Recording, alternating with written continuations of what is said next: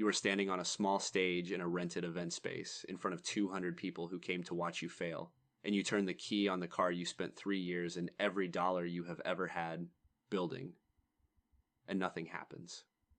Nothing. Not a cough, not a whine, not a sound. The car just sits there, silent, gleaming, dead, and the silence in the room is the specific kind of silence that has a texture to it, that presses on your ears. And somewhere near the back, one person laughs, not cruelly even, almost gently. The way a person laughs when a thing they always quietly suspected was fake turns out, right in front of everyone, to be exactly as fake as they thought. You are standing next to the most advanced object of your entire life, an electric car, in a world that has firmly decided that electric cars are glorified golf carts for people who are afraid of real engines. And the thing will not turn on. And 200 people are watching it not turn on, and if you're being honest, at least half of them had money riding on this exact moment going exactly this badly. Let me freeze it right there. The dead car. The gentle laugh. The single worst moment of your entire professional life happening in public, on a stage, under lights. Because I want to show you the very same man, just a few years later. Standing on a steel catwalk, high above a factory floor, looking down at a river of those same cars. Hundreds of them, thousands of them, flowing off a production line that stretches farther than his eye can actually follow. Each one alive, each one humming, each one already sold to a real person who put down a deposit and waited a full year just to get it. Same man, same car, more or less. And the only single variable that changed between the dead car silent on the stage and the roaring river of cars on that factory floor was time. Time, and what he was willing to survive inside of it. This whole video is the story of the gap between those two moments. And it is, more than that, the story of the one thing that absolutely nobody tells you about being the person who turns out, in the end, to have been right. So let's go back. Back to before the stage. Back to the beginning, which, like every single one of these beginnings, is so much dumber and smaller than the legend that gets told about it later. You did not set out to change the world. Let's kill that one immediately. That is a thing people say afterward, in interviews and soft lighting, with a documentary crew in the room. What actually happened is so much more ordinary than that. You looked at cars, the loud, burning, absurdly complicated machines that every single person on Earth had simply accepted as being the way things are and always will be. And you had one thought, a small thought, that then refused to leave you alone for the rest of your life. And the thought was this. This is obviously temporary. Obviously. We are all driving around burning ancient dead dinosaurs in a series of tiny controlled explosions, thousands of them per minute, happening about 6 inches from our knees. And we think this is completely normal, only because it happens to be the thing we were born into.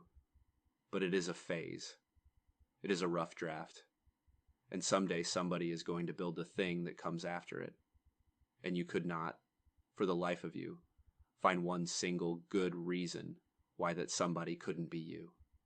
That is the entire origin story. Not genius, not a lightning bolt. Just a flat refusal to accept that the temporary thing was permanent. Everyone else on Earth looked at the car and saw a finished, solved, completed object.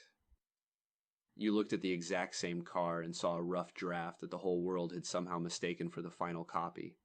The problem, of course, is that the moment you say this out loud, to actual real people, in the actual real world, they look at you the precise way you would look at a man calmly explaining that he intends to build a better son, because to everyone else the car was solved, finished, done and dusted. 100 straight years of the smartest engineers who ever lived had already settled this exact question. Thoroughly.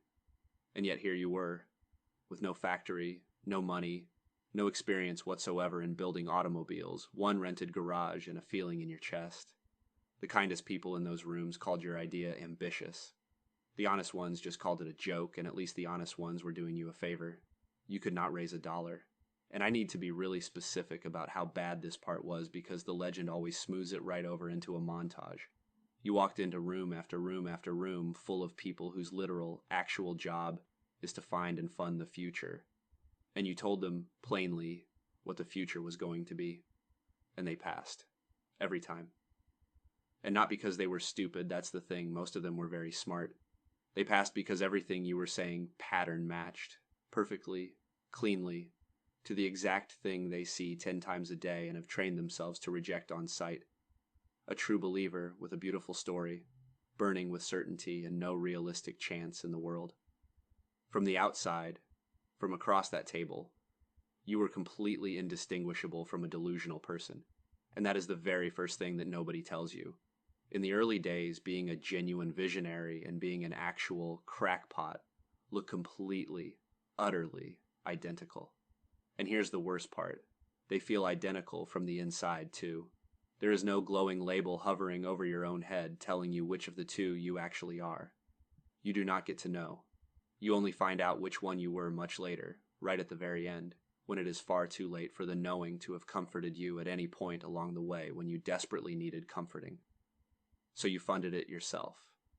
You put in your own money. All of it.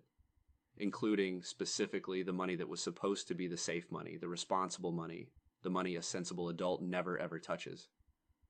And then, when even that ran low, you started selling things that a sane person does not sell. And you hired a tiny, strange team of people who were each either brilliant or completely unemployable, or, in the best cases, both at the same time. And you rented a garage.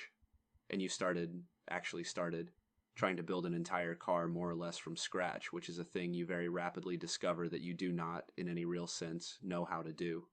The first prototype was held together, in more than a few critical places, with genuine hope and improvised parts that were absolutely not designed for the job you were using them for. And it caught fire. Once. Not dramatically. Not in a movie way. It was a small, stupid, deeply embarrassing electrical fire. The kind that fills a closed garage with acrid smoke and a specific melted smell that you genuinely never forget for the rest of your life. And you put it out with a handheld extinguisher, and then you stood there alone in the settling haze, and you did not laugh, and you did not cry, and you did not fall to your knees. You just got out a notepad, and you wrote down calmly exactly what had gone wrong, because that is the job now. That is what the job has quietly become. The job is to write down what went wrong, precisely, and then go try it again, before you allow yourself enough time to actually feel anything about it. And then came demo day.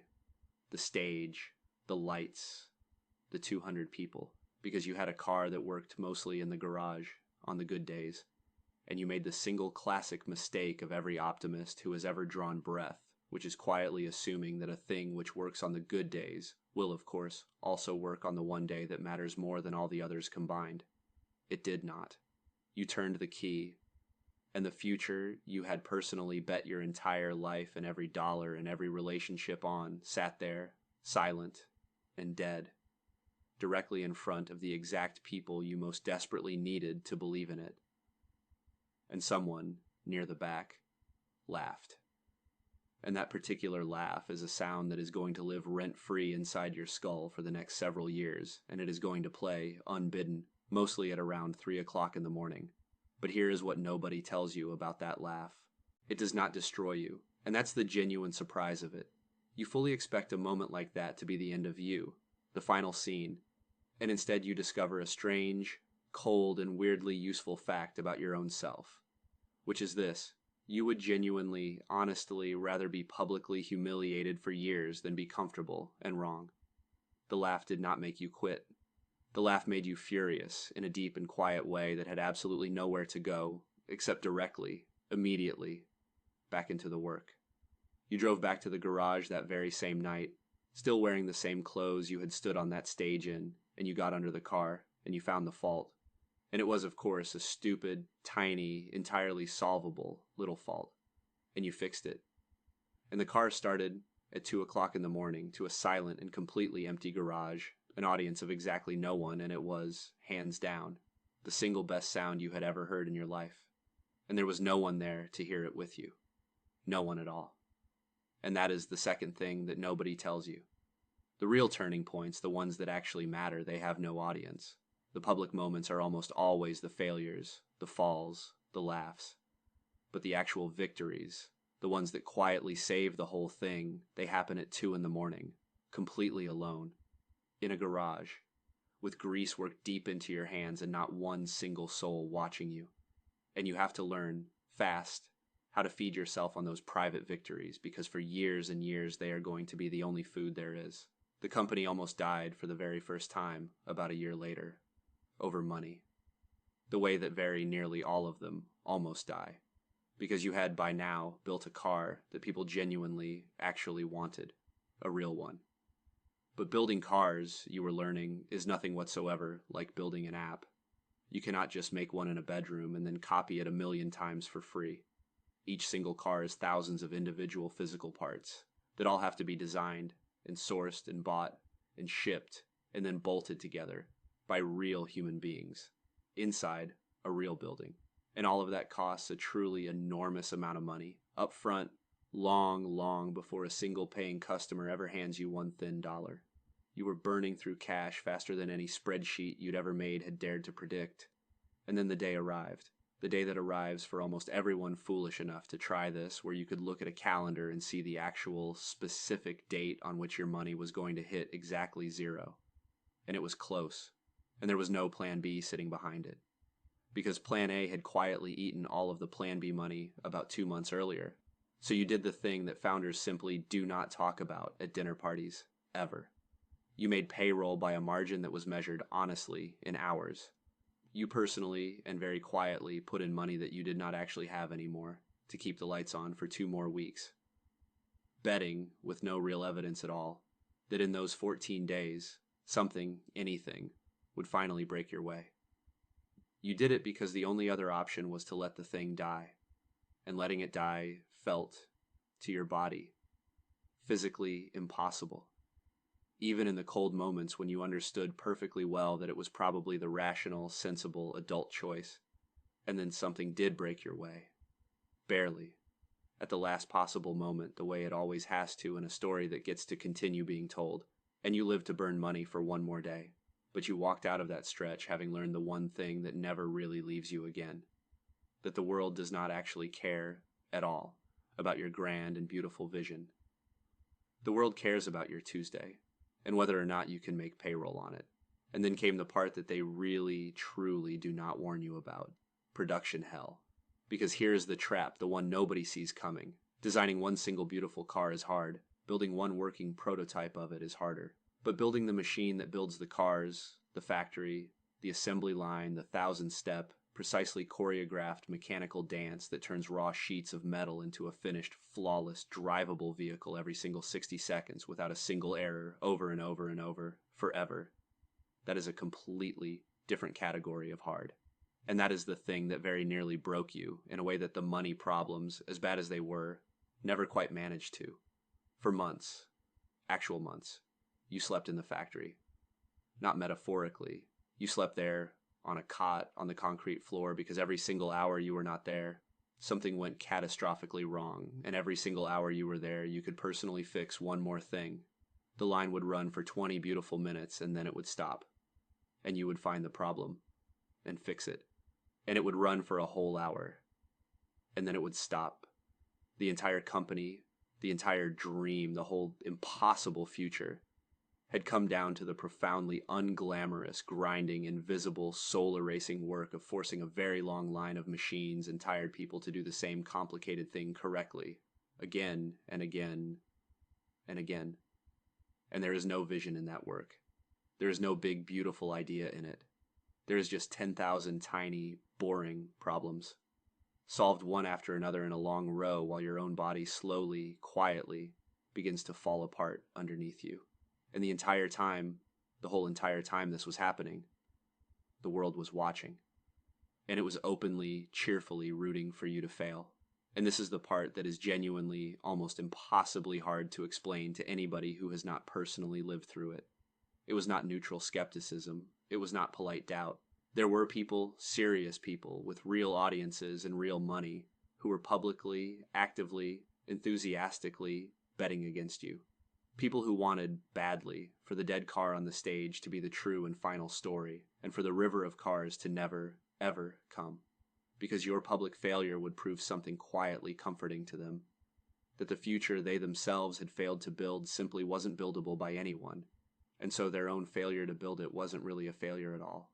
A famous reviewer, a big one, took your car out, and then wrote the piece that very nearly actually killed the whole company. A takedown that went absolutely everywhere, that got repeated in living rooms in cities you would never set foot in, that turned you briefly into a national punchline. And you had to just sit with that.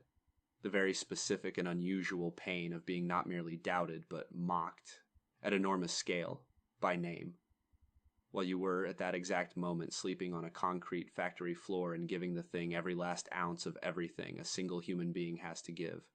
Because nobody tells you this part either. Being early doesn't just mean being doubted. It means being the entertainment. It means the entire world gets to enjoy your public struggle as a kind of show, a spectacle, and buy tickets to it. And you have to keep on welding anyway, with the jeering audible.